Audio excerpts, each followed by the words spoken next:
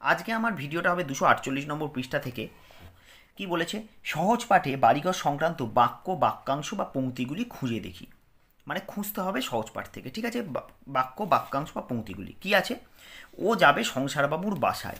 এটা কত নম্বর পৃষ্ঠায় আছে? এটা 1 নম্বর পৃষ্ঠায় আছে। আমি খুঁজে রেখেছি, আমাদের লিখতে বলেছে যে কত নম্বর পৃষ্ঠায় সেটা খুঁজতে বলেছে। দেখো, ও যাবে সংসারবাবুর বাসায়, তাহলে এটা কোন জায়গায় আছে? দেখো এইখানে রয়েছে, দেখো, ও যাবে সংসারবাবুর বাসায়, ঠিক আছে? তারপরের বাক্য কি বলেছে? আঙিনায় বাদ্য বাজছে। এটা দেখো, দেখো লেখা আছে কি? আঙিনায় বাদ্য বাজছে। 4 নম্বর পৃষ্ঠায় আছে, দেখি কোন জায়গায় আছে এখানে। আঙিনায় বাদ্য বাজছে, দেখো, দেখো আঙিনায় বাদ্য বাজছে, ঠিক আছে? তার ঘরে সুন্দর দেখে ফুলদানি রেখো। 9 নম্বর পৃষ্ঠায় আছে, দেখো, তার ঘরে সুন্দর দেখে ফুলদানি রেখো, ঠিক আছে? 9 নম্বর পৃষ্ঠায় কোথায় আছে আমি তোমাদের দেখিয়ে দিলাম। এরপরে কি আছে? তাঁর দরমার বেড়া ভেঙে গেল। দেখি 11 নম্বর পৃষ্ঠায় আছে, তাঁর দরমার বেড়া ভেঙে গেল। কোন জায়গায় আছে দেখি? তাঁর দরমার বেড়া ভেঙে গেল, ঠিক আছে? আচ্ছা, এর পরেরটা কোথায় রয়েছে? জিওল গাছের বেড়ার ধারে হোতায় হব বনবাসী, কেউ কোথাও নেই। 12 নম্বর পৃষ্ঠায় আছে, দেখি, দেখো, জিওল গাছের বেড়ার ধারে হোতায় হব বনবাসী, কেউ কোথাও নেই। বাঁধবো তোমার ছোট্ট কুঁড়ে।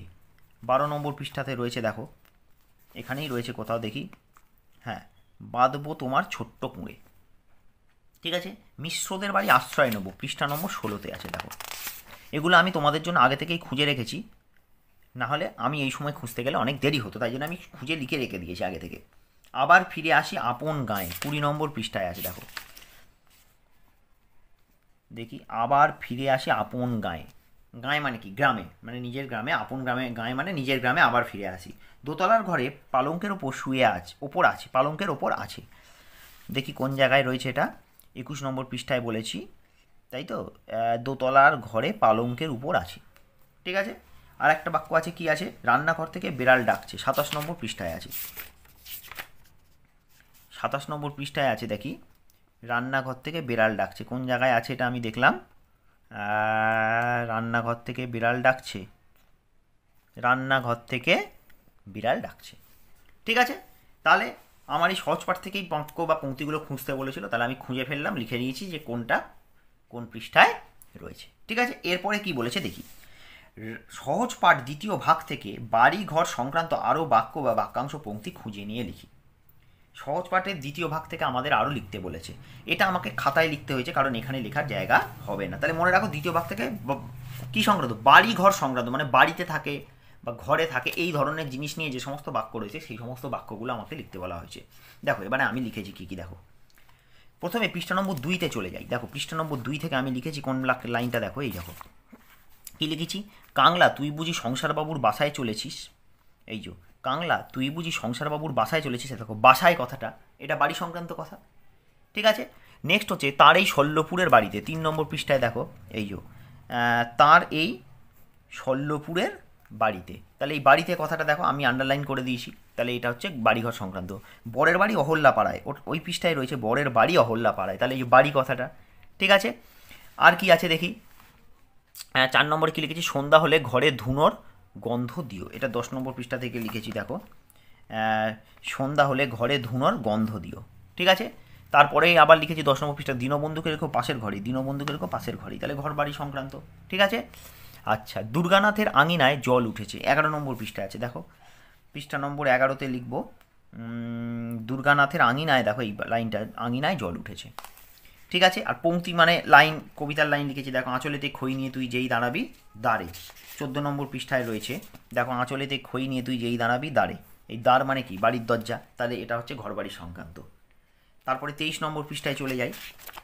23 নম্বর পৃষ্ঠায় কি লিখেছি দেখি। ও বাড়ি থেকে রঞ্জনকে ডেকে দেবো, সে তোমার সঙ্গে খেলা করবে। এই যে, ও বাড়ি থেকে রঞ্জনকে ডেকে দেবো, সে তোমার সঙ্গে খেলা করবে। এই যে, ও বাড়ি থেকে, এই যে বাড়ি, তাহলে বাড়িঘর সংক্রান্ত কথা কিন্তু এই বাক্যগুলোর মধ্যে রয়েছে। এছাড়া আরও অনেক বাক্য রয়েছে যা তোমরা কিন্তু চাইলে এই বই থেকে কিন্তু খুঁজে খুঁজে নিয়ে লিখতে পারো। আরও অনেক বাক্য রয়েছে, আমি তোমাদের জন্য 8টা বাক্য লিখে দেখিয়েছি, ঠিক আছে? এটা হয়ে গেল। এরপরে চলে যাই আমি। তাহলে এইখানটা আমার এই কাজটা হয়ে গেল। এরপরে কি, নিচের কোন প্রাণীর বাসস্থান কী ধরনের তা ছবি দেখে লিখি, ঠিক আছে? তাহলে এটা কি? পাখি দেখতে পাচ্ছি, কোথায় আছে? গাছের কোটরে, গাছের কোটরে, দেখবে গাছের মধ্যে ফাঁক করে ওখানটায় কিন্তু পাখি কিন্তু থাকে, যেখানে ফাঁকা অংশ পায় সেইখানটায় পাখি কিন্তু থাকে।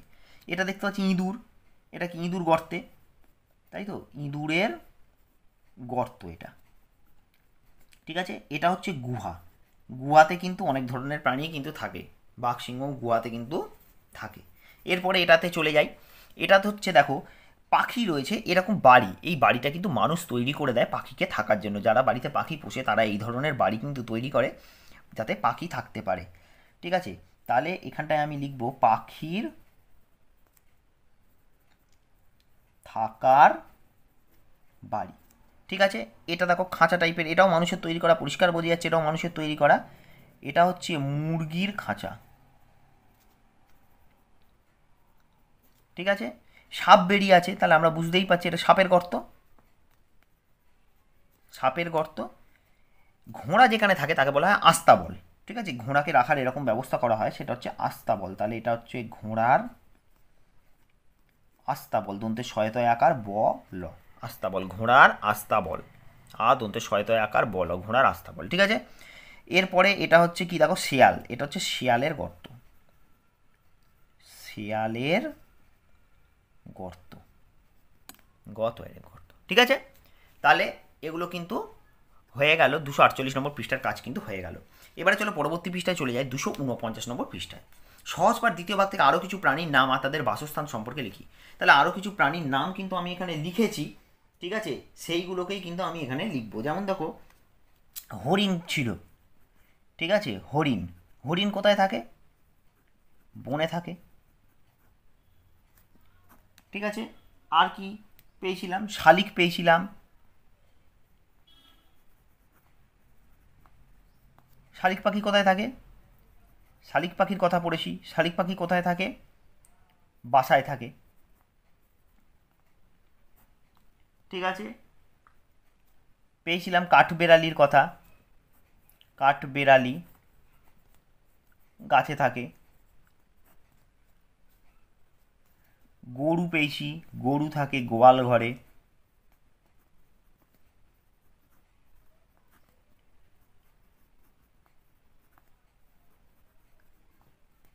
ট্যাংরা মাছ, চিংড়ি মাছের কথা পেয়েছি, ট্যাংরা মাছ, চিংড়ি মাছ, এরা কোথায় থাকে? এরা থাকে জলে। ঠিক আছে, এছাড়া আরও অনেক প্রাণীর নাম আমরা কিন্তু পেয়েছি, সবগুলো এখানে লেখা সম্ভব নয় বা সবগুলো লেখার মতন জায়গাও নেই, তাই জন্য আমি কিন্তু অল্প কটা এখানে তোমাদের জন্য লিখে দিলাম। ঠিক আছে, তোমরা চাইলে অন্যগুলো খুঁজে নিয়েও কিন্তু তোমরা লিখতে পারো এগুলো না লিখে।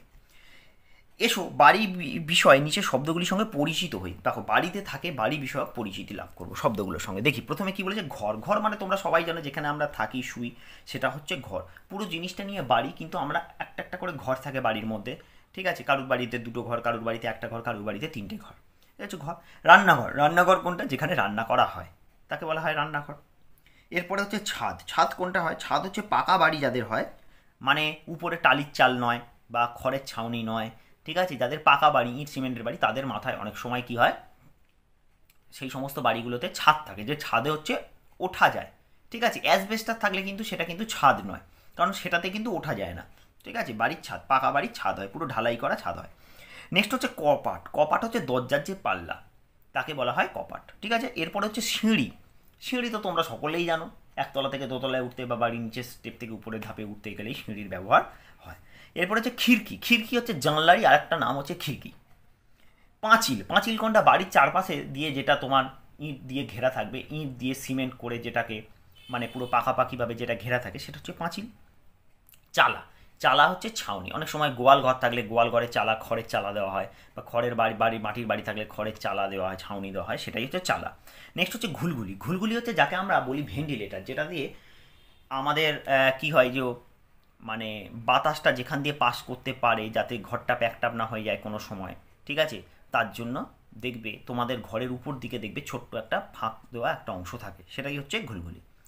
জাফরি। জাফরি হচ্ছে ঝাঁঝরি। ঠিক আছে, যেমন যে কোনো দেখবে ড্রেনের সামনে দেখবে ঘরেতেও এগুলো লাগানো থাকে, দেখবে একটা ঝাঁঝরি টাইপের লাগানো থাকে। ঠিক আছে, ড্রেনের ব্যবহারে সেখানে ওটা অনেক সময় সিমেন্টেরও হয়, অনেক সময় প্লাস্টিকেরও হয়, সেটা হচ্ছে জাফরি। বৈঠকখানা। বৈঠকখানা আগেকার দিনের বাড়িতে থাকতো বৈঠকখানা, মানে বাইরের দিকে একটা ছোট ঘর করা থাকতো, যখন কোনো লোকজন আসতো, বাইরে থেকে কোনো লোকজন আসতো তাদেরকে সেই ঘরে বসানো হতো, মানে নিকট আত্মীয় ছাড়া যদি কোনো লোকজন আসতো দুটো কথা বলার জন্য তাদেরকে ওই বৈঠকখানায় বসানো হতো। নেক্সট হচ্ছে চাতাল। চাতাল হচ্ছে বাড়ির সামনে সিমেন্ট করা একটা অংশ থাকবে, যেখানে অনেক সময় কী হয় কলপাড়ে থাকে, কলতলায় থাকে, যেখানটায় হচ্ছে আমাদের মা বা দিদা ঠাকুমারা সেখানটায় বসে হচ্ছে জামা কাপড় কাচে বা তোমার জামা কাপড় কাচে অথবা বাসন টাসন মাজে, সেটাই হচ্ছে চাতাল। পাল্লা। পাল্লা হচ্ছে আমরা জানি দরজা জানলার যে পাল্লা, ঠিক আছে।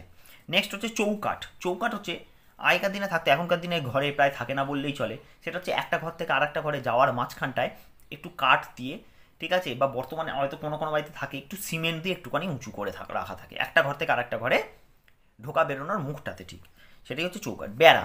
বেড়া হচ্ছে কাঠি দিয়ে, বাঁশ দিয়ে, এগুলো দিয়ে যখন পাঁচিলের মতন ঘেরা হয় সেটাই হচ্ছে বেড়া। পাঁচিল হচ্ছে পুরো পাকাপাকি ইট সিমেন্টের, কিন্তু বেড়া হচ্ছে কাঠের বা বাঁশের বা অনেক সময় সুপুরি গাছকে চেলা করে কেটে ব্যবহার করা হয়, তখনই বেড়া হয়। চিলেকোঠা। চিলেকোঠা হচ্ছে ছাদের কাছে যাওয়ার জন্য একদম ছাদের ওপরে যাওয়ার মুখটায় ওখানে যে একটা ছোট্ট ঘর থাকে অনেক সময়, সেটাই হচ্ছে চিলেকোঠা। এবার হচ্ছে কার্নিশ। কার্নিশ হচ্ছে ঠিক দরজা জানলার ঠিক উপরের অংশ, শেডের মতন যেটা থাকে সেটাই হচ্ছে কার্নিশ। দরজা জানলা আর বলতে লাগবে না, নতুন করে ইঁটও নিশ্চয়ই আর বলতে লাগবে না। তাহলে এগুলো সবই ঘর বাড়ি সংক্রান্ত বা বাড়ি সংক্রান্ত বিষয়। এরপরে চলে যায় নিচের শব্দগুলো বাক্যে ব্যবহার করি। ঘুলঘুলি, চাতাল, কার্নিশ, পাঁচিল, সিঁড়ি, ছাদ, এগুলো দিয়ে বাক্য রচনা করতে বলেছে। যেমন একটা করেই দিয়েছে, ঘুলঘুলি দিয়ে চড়াই পাখি ঘুলঘুলিতে বাসা বাঁধে। আমি এখানে আরও কিছু করেছি, এখানে তোমরা দেখে নাও এই বাক্যগুলো, তোমরা এই ধরনের বাক্য করতে পারো। দেখা যাচ্ছে না এখানে, দেখো প্রথমে আছে ঘুলঘুলি, তাহলে ঘুলঘুলি দিয়ে কী বাক্য আছে দেখো, পায়রা ঘুলঘুলিতে বাসা করেছে। তারপরে হচ্ছে চাতাল, মা চাতালে বসে কাপড় কাচ্ছে। কার্নিশ, আমার খেলনাটা কার্নিশে পড়ে রয়েছে। অনেক সময় কী হয়, দোতলা বাড়ি থাকলে উপর থেকে হাত থেকে পড়ে গেল জানলা দিয়ে গলে, দেখা যায় নিচের তলার কার্নিশে সেটা আটকে রইল। নেক্সট হচ্ছে পাঁচিল, আমাদের বাড়ি পাঁচিল দিয়ে ঘেরা।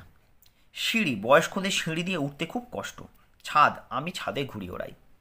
ঠিক আছে, তাহলে এই যে বাক্যগুলো, এগুলো চাইলে তোমরা লিখতে পারো, তাহলে ভিডিওটা এখানে পজ করে থামিয়ে নিয়ে কিন্তু তোমরা এই বাক্যগুলো কিন্তু লিখে ফেলো। ঠিক আছে, তাহলে এটা হয়ে গেল। এরপরে নেক্সট চলে যাই বাড়ির ব্যবহৃত জিনিসের পরিচয়। যে জিনিসের ছবি, এটা কি জিনিসের ছবি? এটা হচ্ছে হ্যারিকেন। এগুলো এখনকার দিনে প্রায় ব্যবহার হয় না বললেই চলে, এখনকার সব ইমার্জেন্সি লাইট টাইট উঠে যাওয়াতে এগুলো আর ব্যবহার হয় না। তাহলে যে কাজে লাগে, কি কাজে লাগে? হ্যারিকেন কোন কাজে লাগে? আলো দেয়। ঠিক আছে, নেক্সট হচ্ছে ব্যাগ, কি কাজে লাগে? জিনিস ভরে নিয়ে যেতে। ঠিক আছে, এটা কি? এটা হচ্ছে দেওয়াল ঘড়ি, কি কাজে লাগে আমাদের? সময় জানতে। লাস্ট হচ্ছে এটা হচ্ছে পাখা, বা যাকে আমরা বলি সিলিং ফ্যান। ঠিক আছে, হাওয়া দেয়।